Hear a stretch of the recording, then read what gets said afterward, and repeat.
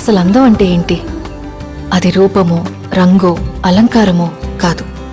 ఏ ఒక్కరి జడ్జ్మెంటో, అభిప్రాయమో కాదు. ఒక కవి వర్ణనో, చిత్రకారుడి బొమ్మో కాదు. మరేంటది? అందమంటే గుణం. అమ్మాయినయుండి చెప్తున్నా, I don't want people to call me beautiful. దాని బదులు నీది కష్టపడే తత్వం, నీలో కరుణ ఉంది, నీకు ధైర్యం ఎక్కువ, నువ్వు తెలివైన దానివంటే నాకు సంతోషం. Address us by our qualities. M S Subbalakshmi అంటే భక్తి, అందం కాదు. మదర్ తెరెసా అంటే కరుణ, అందం కాదు. ఐన్ ర్యాండ్ అంటే తత్వం, అందం కాదు.